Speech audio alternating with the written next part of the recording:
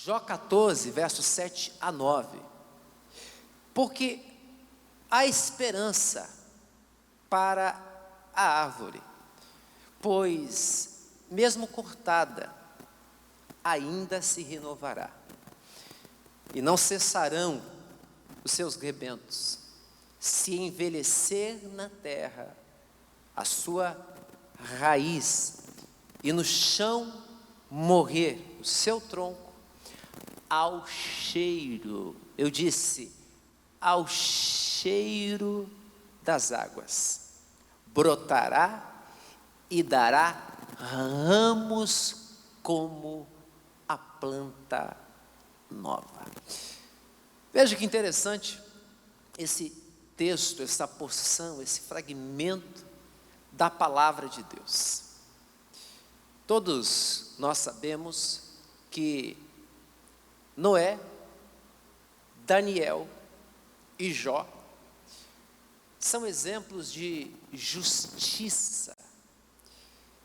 Porém, o que poucos sabem é que em tempos difíceis é possível encontrar exemplos de fé de homens cujas vidas nos auxiliarão não só a dar a volta por cima, como alcançar de modo seguro lugares ainda muito mais elevados. É interessante porque quando nós observamos o texto de Jó, o livro de Jó, na verdade, é um cântico sapiencial, extremamente controvertido. Há quem discute na teologia que se trata de um romance, que se trata de uma novela fictícia. Embora muitos intelectuais façam as suas inferências a esse texto, o que importa, na verdade, é o exemplo, é a lição, é a postura, é o modo como eu e você, diante de crises, devemos e precisamos nos comportar. A palavra de Deus nos diz que Jó, um dos homens mais poderosos de sua época e de seu tempo, ele dorme rico, porém acorda paupérrimo, destituído de qualquer bem. Satanás, diz o espírito de profecia, tocou em tudo que Jó possuía. Satanás tocou nos seus bens, Satanás tocou nos seus filhos. Jó tinha 10 filhos. E a palavra de Deus diz que todos morreram num dia apenas. Todos vieram a óbito. Imagine você, pai, num só dia ter que enterrar 10 filhos. A palavra de Deus destaca que Jó também perdeu os seus mais de 3.000 camelos. Camelo, para quem não sabe, naquela época e ainda hoje, é o carro do deserto. Os camelos foram utilizados como verdadeiras máquinas de guerra. Você sabe que existem 2 tipos de camelo, né? Aquele que tem uma corcova e aquele que tem 2 corcovas. E Jó perdeu tudo. Imagine, o homem mais poderoso com a concessionária mais top da época agora se encontra sem nada. E aí é interessante, porque a palavra de Deus vai dizer que não bastasse ele ter perdido tudo, um certo dia vem a sua esposa e, percebendo Jó naquela situação tão trágica, a única coisa que havia sobrado para Jó era um caquinho de telha, e ele se coçava com aquilo.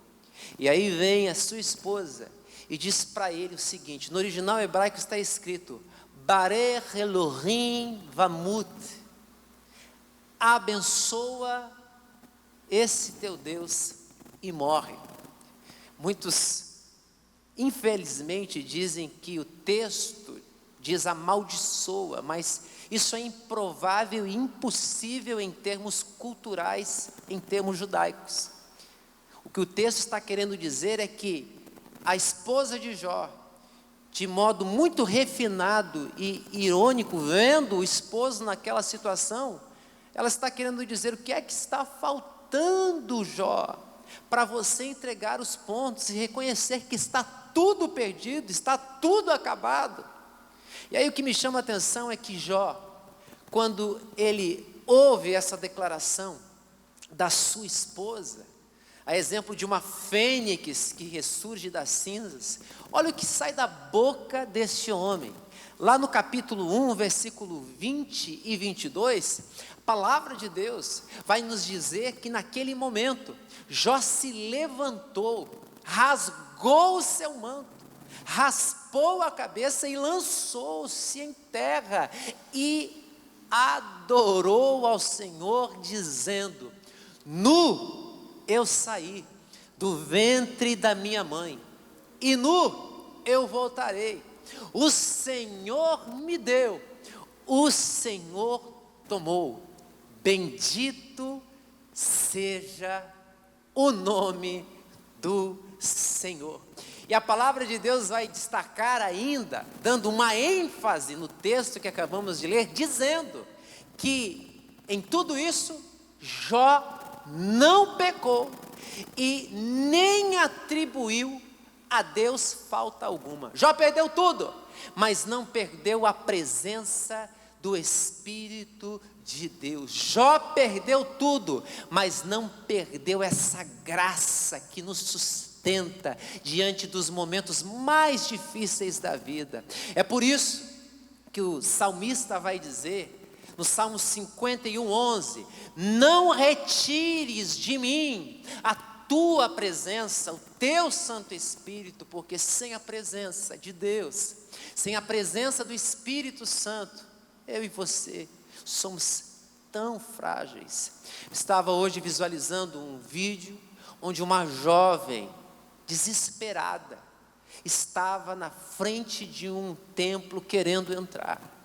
E ela chegou à conclusão que não dá para viver sem a presença de Deus. Ela chegou à conclusão que sem Deus não dá para viver. E ela então vai agora procurar. E olha, é interessante isso. Quantas são as pessoas que acabam, infelizmente, às vezes, se lembrando de Deus apenas nos momentos difíceis. Mas o que eu amo em Deus é que, apesar das nossas dificuldades, apesar das nossas fraquezas, se nós formos a Ele, Ele jamais vai nos desamparar. Por isso, eu não sei como é que você se encontra agora, nesse exato momento, mas eu quero dizer uma coisa: esse é o momento, esse é o dia que o Senhor preparou para que você venha se reconectar novamente com Ele.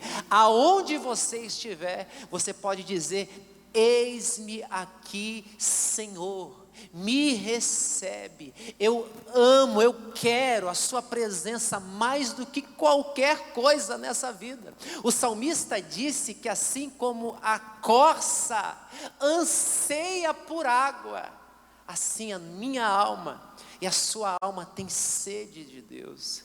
Você foi criado por Deus. É por isso que Dostoiévski vai dizer que há um vazio, há um buraco, há um abismo, há um gap no coração humano do tamanho de Deus. E só Deus, só a presença de Jesus pode preencher. Jó sabia muito bem disso. E é por essa razão que mesmo Jó, tendo perdido tudo, ele não perdeu a fé. Ele não perdeu a presença de Deus. Por isso, Jó é alguém extremamente emblemático. Então, quando a gente olha para a vida de Jó, a gente percebe como é importante a gente estar escondido em Deus, num momento como o nosso. E aí, é claro, quando nós lemos o texto de Jó 14, o que eu gostaria de destacar aqui é algo singelo, porque esse texto nos ensina 5 lições. Você que está chegando agora, seja muito bem-vindo. Nós estamos no texto de Jó, no capítulo 14, versos 7 a 9. Primeira coisa que nós aprendemos com esse fragmento da palavra de Deus é o seguinte: nem todo fim é o fim. Você pode repetir isso aí na sua casa. Nem todo o fim é o fim.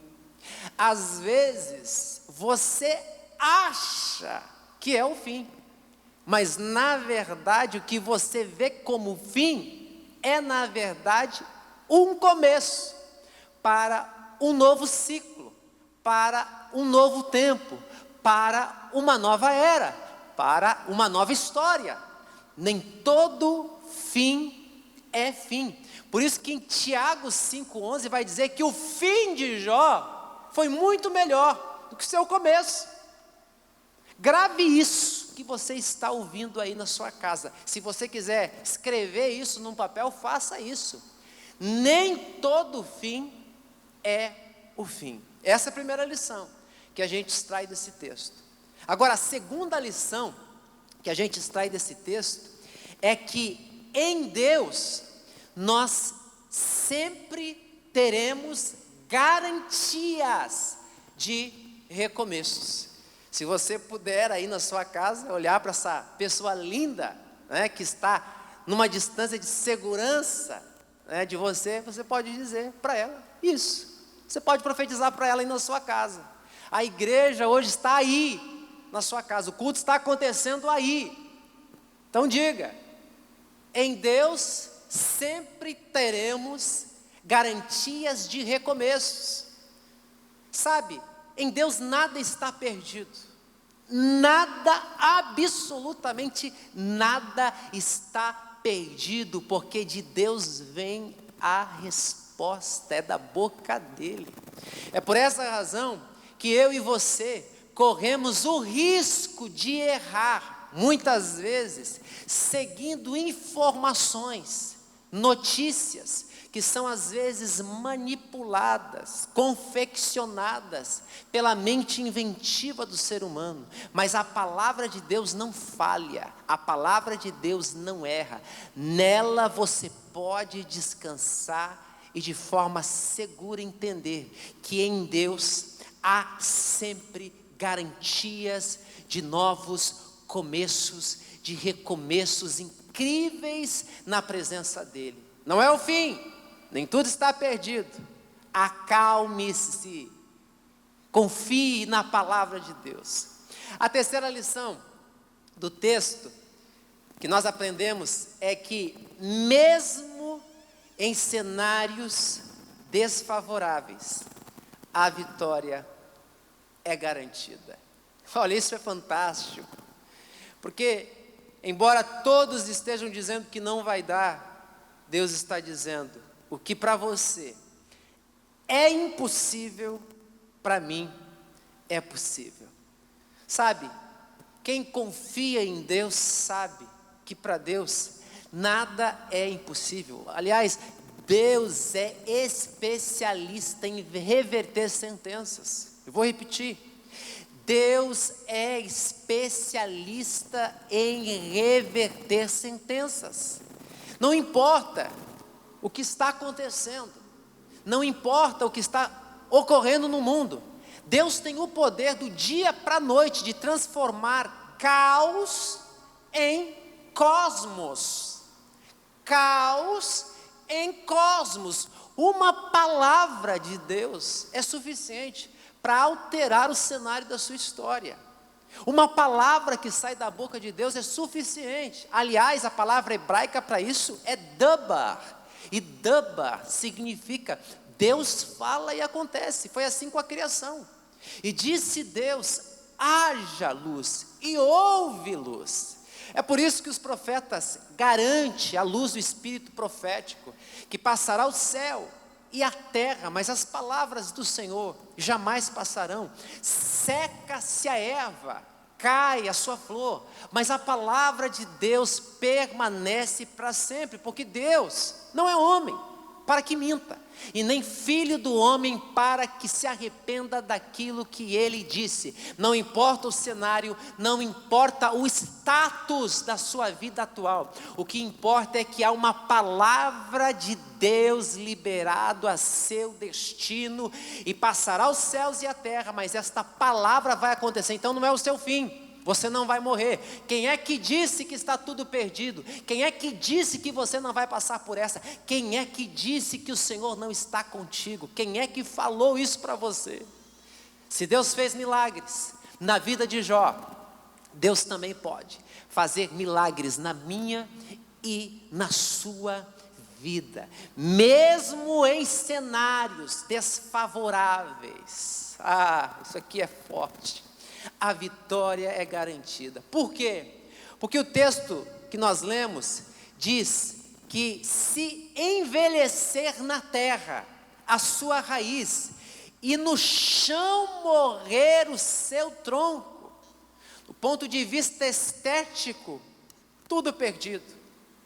O tronco veio a óbito, não há mais como ressurgir. Mas a palavra de Deus diz que ao cheiro das águas, apenas o cheiro das águas fará essa árvore brotar. E essa árvore é você. Você é comparado a uma árvore plantada junto aos ribeiros, e o cheiro da palavra de Deus é poderosa, o suficiente para fazer você reverberar, para fazer você brotar, para você viver coisas grandes, para fazer você viver coisas grandes e extraordinárias da parte de Deus. Que interessante. A quarta lição do texto de Jó que nós aprendemos é que circunstâncias não determinam a realidade. Grife isso, escreva isso. Circunstâncias não determinam a realidade. E a gente pode dizer isso com um lastro de conhecimento de história. Quem conhece o povo e a nação de Israel sabe muito bem do que nós estamos a falar. Porque se você tem ainda alguma dúvida em relação à existência de Deus, olhe para o povo de Israel. Este povo atravessou a história da humanidade e está até hoje aqui, de pé, para mostrar como nação o que a fé em um Deus vivo pode produzir na vida humana. No Holocausto, em Auschwitz, parecia tudo perdido, parecia tudo acabado, mas não estava tudo perdido e não estava tudo acabado. Por quê? Porque eles têm uma promessa de Deus. Você tem uma promessa de Deus, e você vai sair dessa para uma melhor, para um novo tempo. Eu não sei como você se encontra, mas uma coisa eu posso dizer para você: circunstâncias não determinam a realidade. Por isso que está escrito em 2 Coríntios 5,7, que nós não vivemos por vista, mas vivemos por fé. É a fé que reanima-nos e nos faz caminhar. É a fé que nos dá força para prosseguir para o alvo, para obter o prêmio da soberana vocação de Deus em Cristo Jesus. E a quinta e última lição desse texto maravilhoso de Jó 14:7, que eu quero compartilhar com você que está em casa, assistindo essa palavra, ouvindo essa palavra da parte de Deus, é a seguinte: a oportunidade que virá será infinitamente maior do que a realidade que aparentemente você pensa ter perdido. Eu vou repetir: a oportunidade que Deus trará, as conexões que Deus trará, as pessoas que Deus vai colocar na sua vida depois disso tudo, serão infinitamente maiores do que aquilo que aparentemente você pensa ter perdido. Sabe por quê? Porque lá em Jó 42 diz o seguinte: bem sei que tudo podes e que nenhum dos teus planos podem ser frustrados. E orou Jó, intercedeu Jó pelos seus amigos. E enquanto Jó intercedia, enquanto Jó orava, Deus mudava a sua sorte.